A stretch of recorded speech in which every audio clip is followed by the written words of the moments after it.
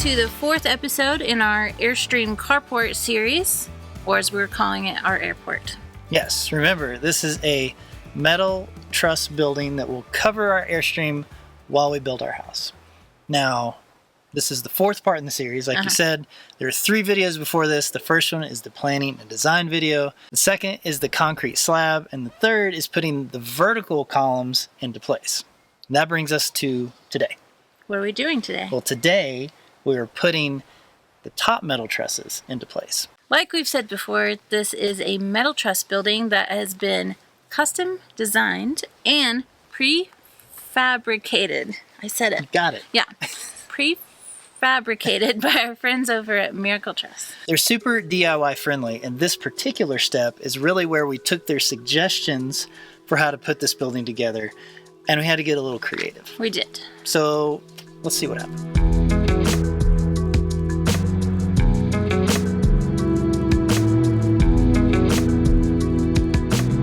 Good morning.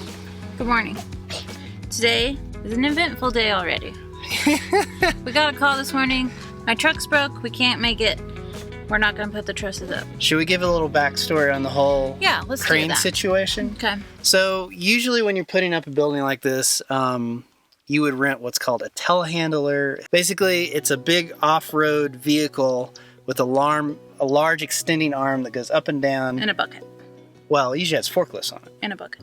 Sometimes a bucket. Anyway, it's a big piece of equipment, and we can't get it. Right, you use that to set the top pieces into place, and every place around us that we call is completely out of these. They're rented out. They don't know when they're going to get them back.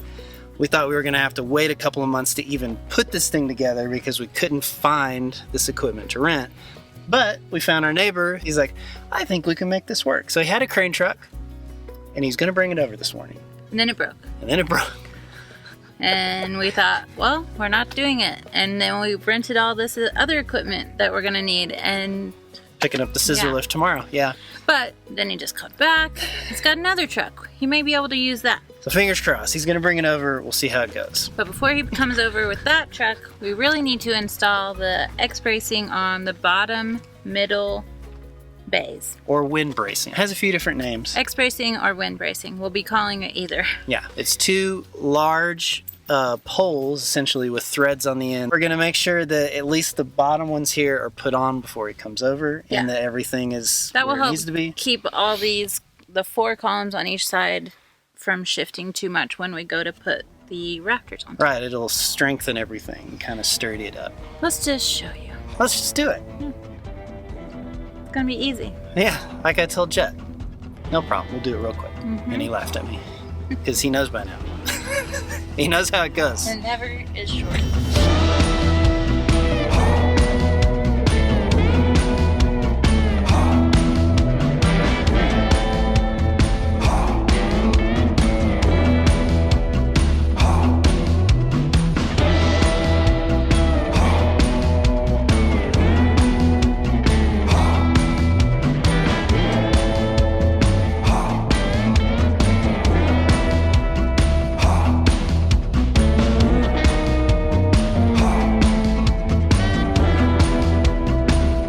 The X bracing or wind bracing, can call it either one. Now that it's in place, it's time to set the top trusses. Thanks to the instructions from Miracle Truss, we knew we needed a few items for things to go smoothly. Heavy-duty strapping to lift the trusses, heavy-duty rope to attach to each side so we could help guide the truss while in the air, and pry bars or drift pins to line up the holes. Then it's just a matter of setting that truss into place, lining up the holes, setting the bolts, tightening the nuts with the washers. Yeah, and similar to when we put the vertical columns up, once you get 2 of the top trusses in place, then you want to go back with your purlins and connect those so that it starts to strengthen and connect the whole building together as you go down the line. At this point, we're not tightening everything to torque specific hand tight specifications. But we will get to that in a minute. And also, even when we put the purlins in, we're only putting in 1 or 2 screws. 1 or 2 bottom screws. We're not tightening everything up again. We're trying to save as much time as possible because we are paying by the hour to have equipment brought in, or by the week or whatever. Like, we want to save that time. But also, this allows it to be more flexible for when we get to plumbing. Yes. Not plumbing? Plumbing, Well, this way. We'll get to it later. Oh, I'm sorry. Hey, it's disclaimer time. Yes, we are DIYers. We are not professionals. The methods used to construct this building may not be the methods that you choose, and they may not even be the methods provided by Miracle Truss. Use common sense and what works for you. Also, the next couple of steps do involve sort of job site heavy equipment, machinery that we may or may not be using in the correct way. There's probably some safety protocols that we should have adhered a little closer to. Again, we're DIYers, not professionals. And sometimes you just have to make do with what you have. We were in a hurry. We had a lot to do. Read your manuals and be careful. Finally, we have to say that while Miracle Truss is not sponsoring this build, we are working with them. We're using some of the video that we're creating during this process to make some marketing materials for them to help offset the cost. Otherwise, we're paying for everything else. We do have an affiliate relationship with them, so if you say, hey, I want a Miracle Truss building, like those Tiny Shiny Home guys, and you tell them, then we'll get a small commission. That was a lot of disclaiming. Can we be done disclaiming? Yeah. Okay. Disclaiming or disclaimering? Which one? I like disclaimering. I think that's great. Okay. Remember, we needed a telehandler. We couldn't find one to rent. No. Then a crane truck was supposed to come this morning. And then it broke. And now a bucket truck is coming at the last minute. Man, we're getting really good at improvising. We are. Also, let's hope this works.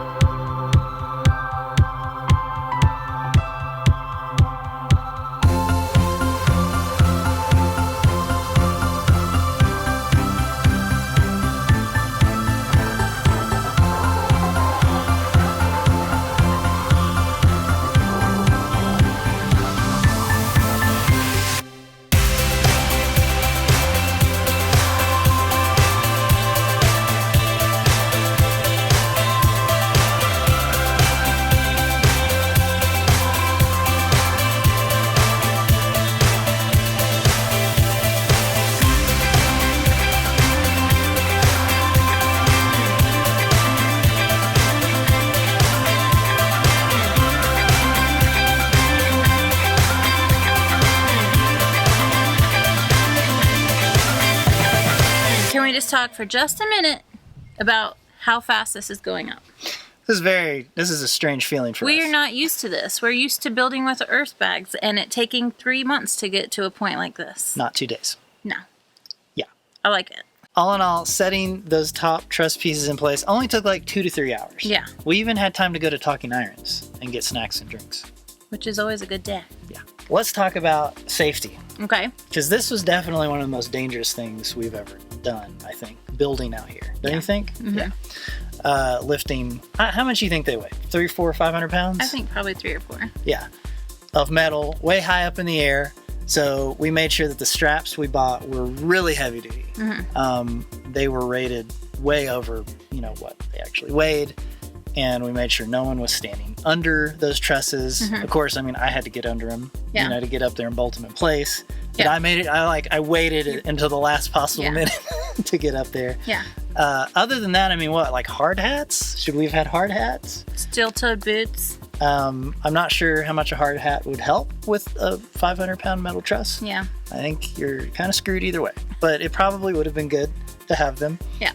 In case, something else fell. Other things could have fallen. But we were very careful. We were very careful. And we made sure the kids were very careful. We had a long talk about everything beforehand. For sure.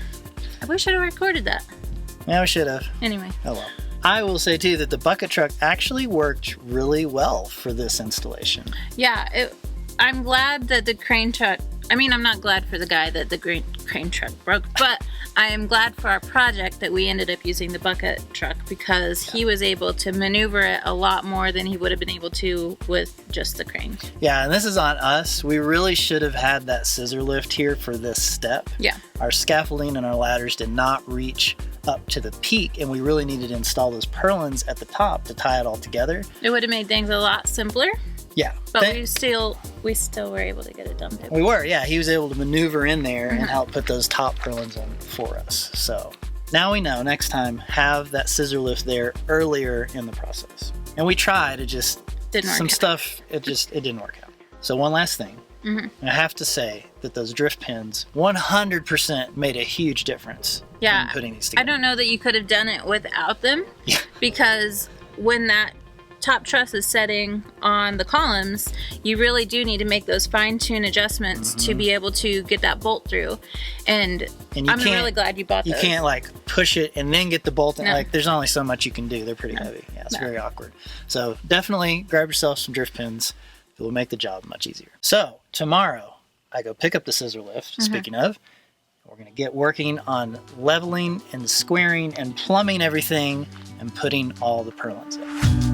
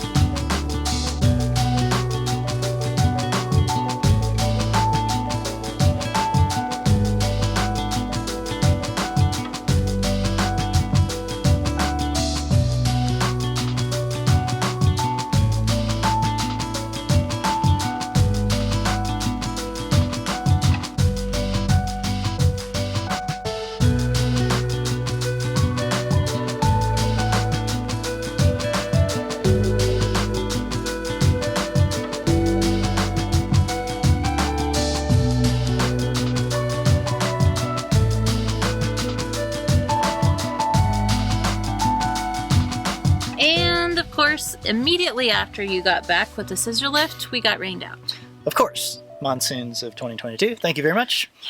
Now, I'll be honest, these next few steps are a little fuzzy for me because it was nonstop up and down on the scissor lift. Back and forth, all over the place, tightening and retightening and fixing one thing and changing the other thing. The goal was get everything level, plumb, and square. Mm-hmm. But there's so many ways to do it. Yeah. You can actually put washers under the columns if you need to get them level. That's for if your cement pad is slightly uneven. Mm-hmm. You can do that. You can, because nothing's tightened together yet, the middle of those top trusses are actually still flexible, right? Mm-hmm. So you can pull those, you have to undo your purlins, but you can still pull and push that a little bit. And then like you said, apparently you can do all this stuff with the X bracing, which we didn't realize until the last minute, and it still breaks our brains. Until day 3. Yeah. Anyway. We're not going to explain how to use the cross bracing because I don't think we could explain it very well. I can just say this. Okay. If you were going to, say that, here's the cross bracing. If you need to tighten one side up here, you really need to loosen the opposite side. Otherwise, you just start like pulling things. Yeah.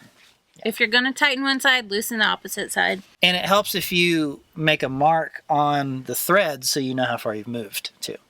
We learned that. Yeah. But hey, guess what? Now we know how to square a building using X braces. It only took 3 days. Well, this is a problem. You cannot be in there. You will get crushed. Cat, is it tiger? Come on, man. Let's go. We got work to do. Get out of there. Oh my gosh. I'm staring at the ceiling, so vivid and clear.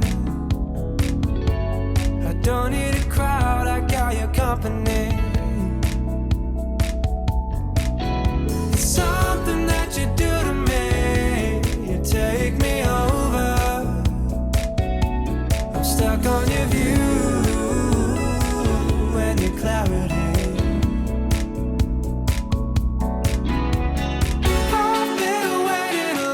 36, 1.5. Close enough.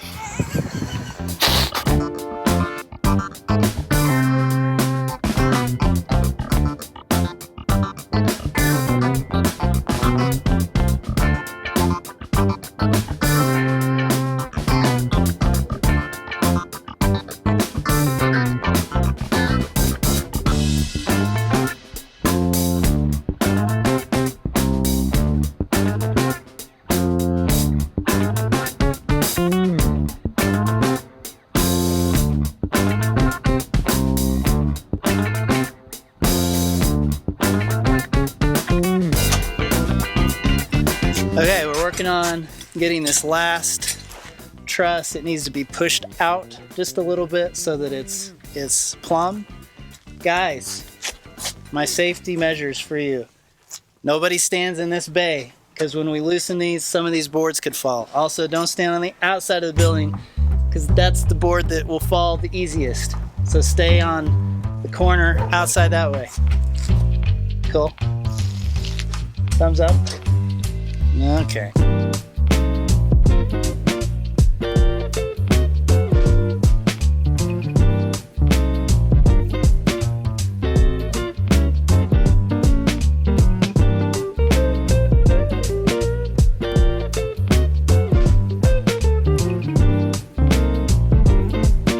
So we got our base purlins all in the right spot. We used the X bracing to square the roof on both sides of the pitch. So, everything is good. Now we just got to tighten everything down. All the bolts need to be tightened. We need to put all the rest of the screws and the purlins, and then we should be ready to come back and install the rest of the purlins after that.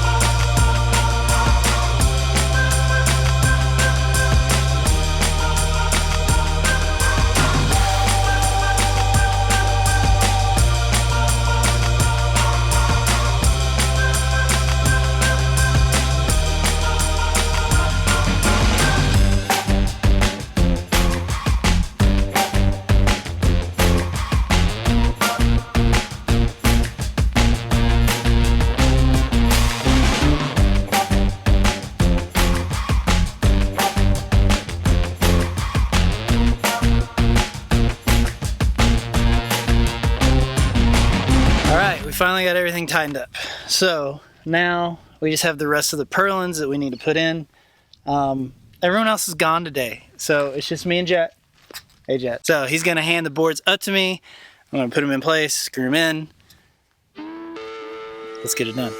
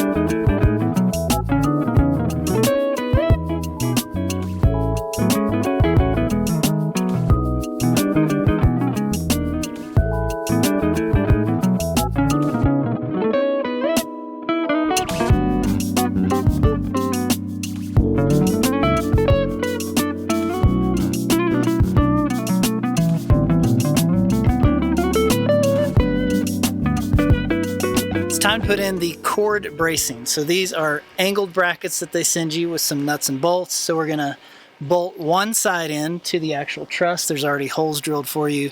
And then the other end, you're gonna take some screws and screw that directly into the purlin. So that makes sort of a cross-directional brace from the truss to the purlin. It'll make more sense once we get up there. The way these work is, we got a bolt and a nut. We're gonna bolt them here. And then we're gonna slide them up into place here and screw them into the purlins. That's pretty much it.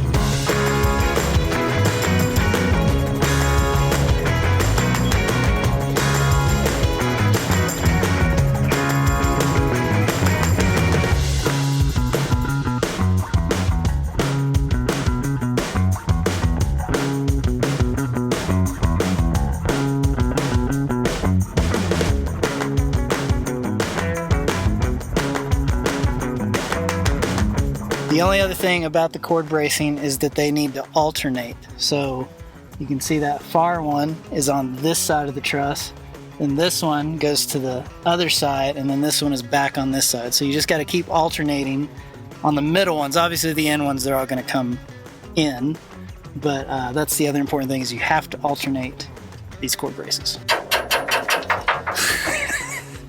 Also, watch out for X bracing, because apparently you gotta get it around. Let's see if I can go. There we go. Didn't think about that one.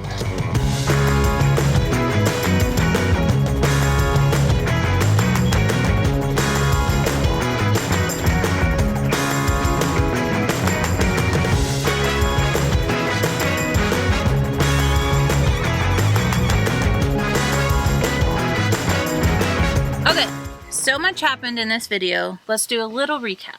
Okay, so first up, we had to set those top trusses into place using a bucket truck instead of a crane truck, instead of a telehandler. We had to bolt those together, all hand tight. And then we had to bring a scissor lift in. We had to plumb and level and square everything. And again, I'll just say, I feel like putting the trusses in place was actually pretty easy. Yeah. Also, like, I was really worried about it. It was actually the plumbing and leveling and squaring that drove us bananas. It took forever, and like I said, the scissor lift up and down. And then I think part of the problem too is when we put those top trusses into place, we were in a hurry, and so the guy helping us was putting in those purlins, but they weren't quite in the right spot, and so then the trusses were off, and we had to undo stuff and fix it, and like. And it's not like you can undo one board and move it. You have to undo the chain down the line. All of them, yeah, because the truss isn't going to move until you undo all of them. Yeah. It's a whole thing. Just make sure you get it right the first time. Yeah. And then after we got everything in place, then it was time to go tighten everything down. With a torque wrench? With a torque wrench, with a big wrench, make sure it all was going to stay where it needed to be. Anyhow, we figured it out. We got it tightened up. Yep. And then we had to go back and put all the purlins on. So that means we are ready for the next step. Which is the step that we've been dreading from day one. Guys, it's metal roof time. When we metal roof, we don't get along very well. It's no good. No. It's no good at all. There's a lot of fighting. There's a lot of yelling. There's a lot of ignoring. I don't know if there's a lot of yelling. Wow. There's a lot of frustration. Yeah. We'll put it that way. Okay. Yeah. So yeah, stick around for that one. That's going to be fun. Because that's what's coming up next. Yep. Yep. Okay. We'll see you then.